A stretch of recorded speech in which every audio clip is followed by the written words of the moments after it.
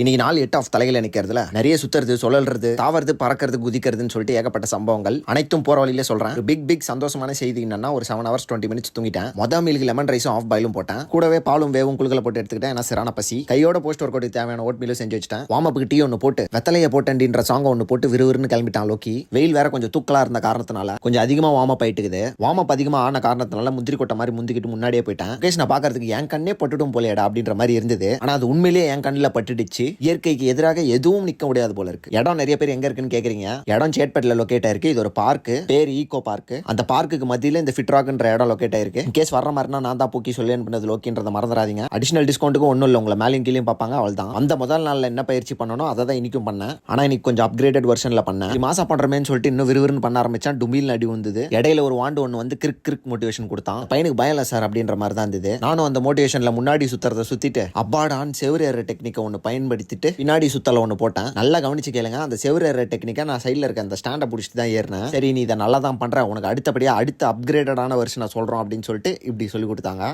இடையில மண்டையில டுமில்னு ஒரு அடி ஒன்று வாங்கினேன். அச்சோ மண்டையில் டுமில் ஆயிடுச்சே. இவ்வளவு நாள் செந்தில் அண்ட் குணா ட்ரைனிங்ல தான் ஓடிட்டு இருந்தது. இவங்க எல்லாரையும் ஒன்னா இணைக்கிறதா ராஜன்ன்ற மாதிரி இன்னைக்கு பெத்த கை வந்தா அப்படி. Oh my god camera. பெத்த கை பாக்குறதுக்கு தான் கொஞ்சம் கரடு முரடா இருந்தா அப்படி. ஆனா உண்மையிலேயே இந்த பார்க்குலாம் இந்த குழந்தைங்களை கூட்டின்னு வந்து ஊஞ்சல் விளையாட விட்டு குழந்தையும் சந்தோஷப்படுத்திட்டு தானும் சந்தோஷமா ஆற ஒரு கேரக்டர் இருக்கும்ல, அந்த மாதிரி இருந்தா அப்படி. சொல்லி கொடுக்கறதும் நல்லா அருமையா சொல்லி கொடுத்தாரு. கடின சவாலை தூக்கடிப்பேன் அப்படின்ற ஒரு மோட்டிவேஷனை உருண்டிட்டு பரண்டிட்டு நல்லா எனக்கு நானே கொடுத்துட்டு யூட்டன் தானடா பயம் இல்லாம போட்டுரும் அப்படின்னு சொல்லி ட்ரை பண்ணேன். சூப்பரா இல்லைனாலும் சுமாரா வந்தான். With Spiderman landing. நியாயமா ஸ்பைடர்மேன் கையில வெப்பு தான் வரணும். ஆனா போன வாரத்துல ஒரு உண்டை, இந்த வாரத்துல புது உண்டை. சரி அதான் பிஞ்சிச்சே விட்டுருவாங்கன்னு பார்த்தா கட்டிக்க இன்னொரு 2-3 செட்டுக்கு தாங்கும்னாங்க. Oh my god again camera. அதுக்கப்புறம் என்ன தலையில கட்டி தொங்க விட்டு ஊஞ்சல் ஆட்டுற மாதிரி ஆட்டினாரு. ஜாலியா இருந்ததா. சரி இறங்கு, அவள் தான் இன்னைக்கு முடிஞ்சு கிளம்பிட்டாங்க. பார்க்லயே மஜாவான செட்டிங்ல ஒரு சிட்டிங்க போட்டு கிளைண்ட் ஒர்க் அனுப்பி முடிச்சிட்டேன். Post workout oatmeal எடுத்து முடிச்சுட்டு நேற்று தனிமையில போனதுனாலே என்னன்னு தெரியல, இன்னைக்கு மொத்தமா வந்துட்டாங்க.